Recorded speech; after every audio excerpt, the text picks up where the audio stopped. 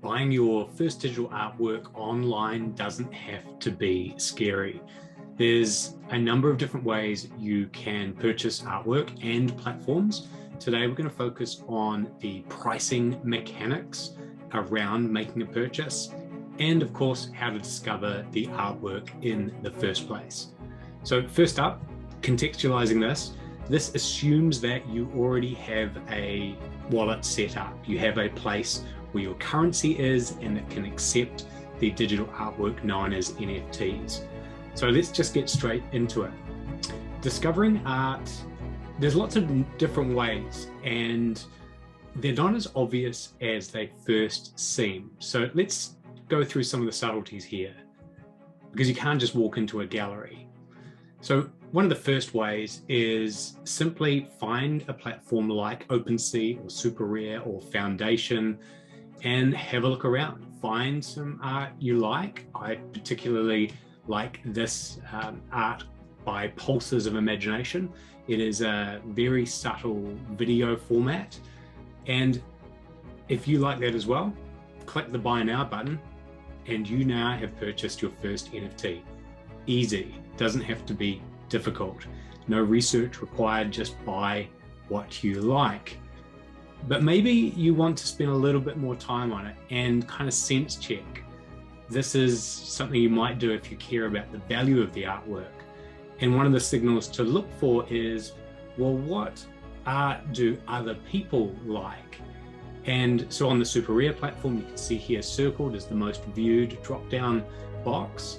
By selecting that, you can see what other people are looking at and what they find interesting.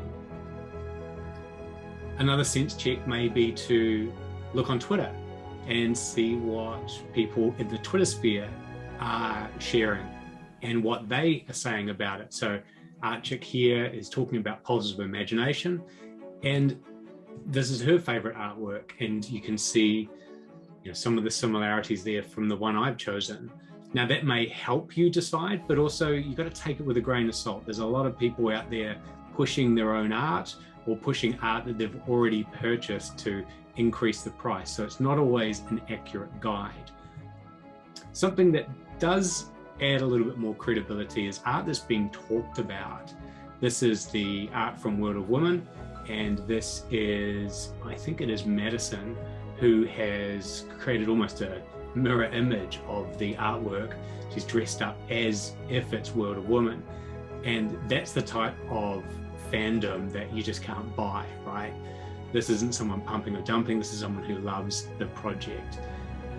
Check when they love it. Like, it's one thing to love a project and an artwork right after it's launched, but a month later, a year later, that gives you some more credibility around how interesting this art is to the general art community. If you see people making art from the art, that's probably a good sign as well. But again, take it with a grain of salt. Some of these people are getting paid by the artist. Not saying that in this particular case, but artworks that continue to live on in the social sphere probably have more social currency. And you'll see it in people's profile pictures as well. If you see a piece of artwork, you might think, hey, I've recognized that. That's someone who is using that as their profile picture, a PFP. All right. Another place to look is on the platforms themselves. So here on Foundation is trending auctions. See what's popular, and that can help inform your decision. I like the ones where they're animated here. This afterlife simulator appeals to me, but hey, the personal choice of the artwork is up to you. I'm just showing you where you might find these.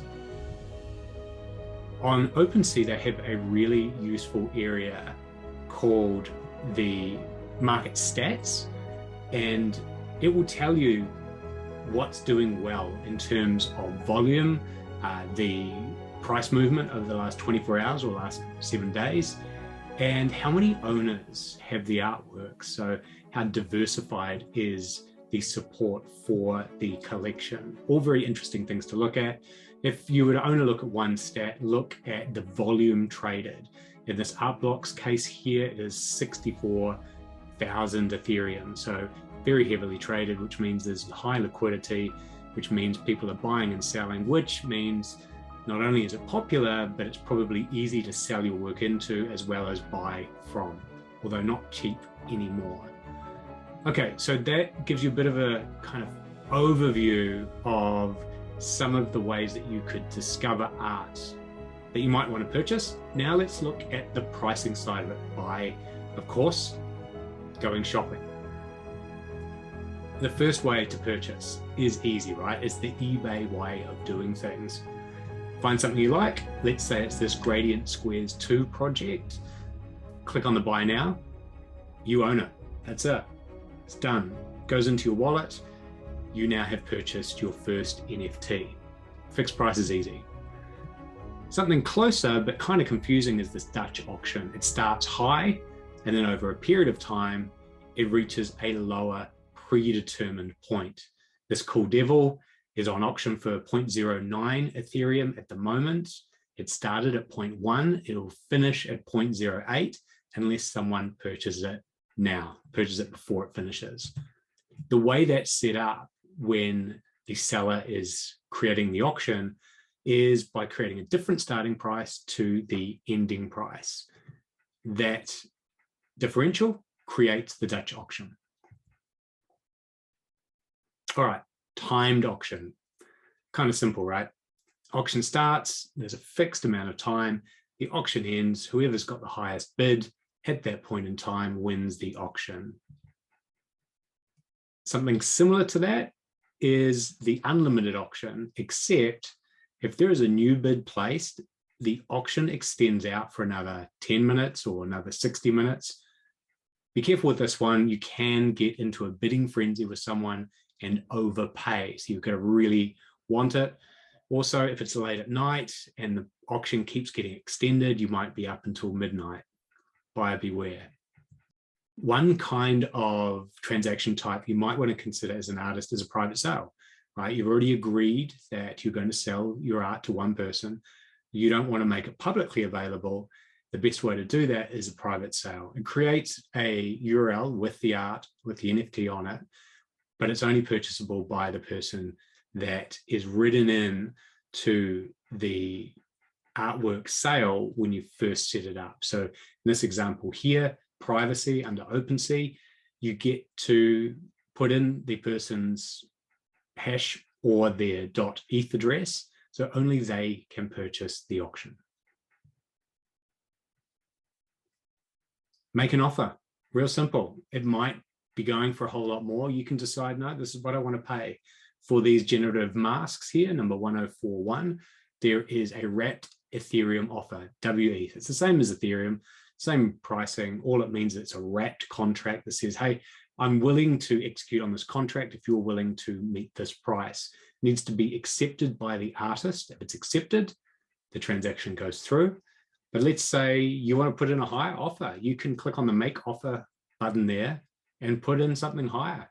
And maybe that gets accepted instead. So we're really talking quite a lot of flexibility in terms of how you list your art for sale. And if you're making your first NFT purchase, there's lots of things to learn. One that isn't for beginners is actually moving off the platforms and minting an artwork directly from a website that is enabled to create an NFT and then give it to you. This is kind of for advanced users. I'd probably recommend you look at one or two of these projects as they roll out before jumping in, because it's kind of the wild, wild west out there. You want to connect to the right site with your wallet. And they can be, the queues can get pretty fierce, and the price you pay for using the network to mint your artwork can get quite high. And if your transaction doesn't go through, you can end up paying those fees, those gas fees, without even getting the artwork. It is fun. So it is something to certainly check out. The price is low, like it is in the case for this Pineapple's Day Out here at 0.02 Ethereum.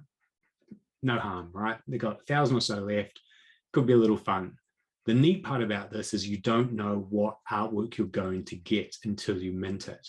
It might be something that ends up being a floor price, kind of an average one, but you may love the art. Or it might end up being a really rare one that has huge resale value. So it's a little bit more like a lottery, and think about it more in those terms, more like a casino than it is about the artwork.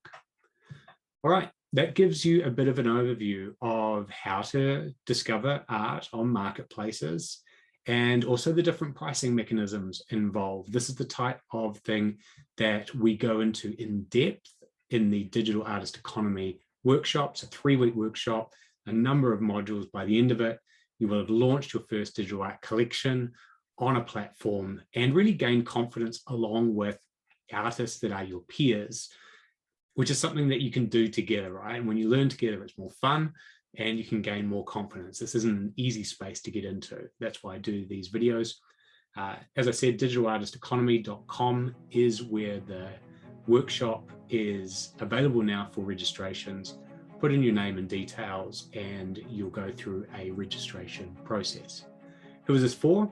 3 types really. If you're an artist that already has an established history, but just not in this digital art NFT space, now's probably the time. It's worth starting to get into this. It's where things are going.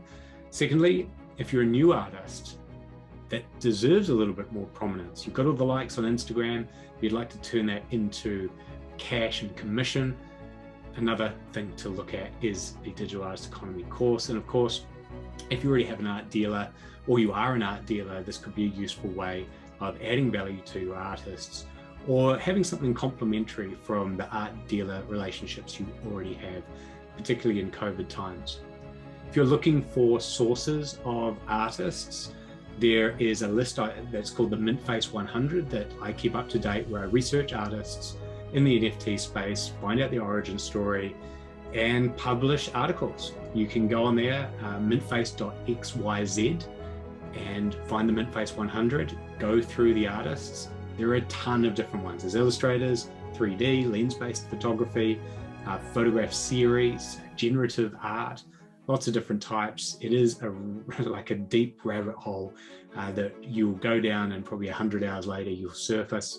So have some fun. That's what this space is all about. I hope you've enjoyed this and see you on the next one.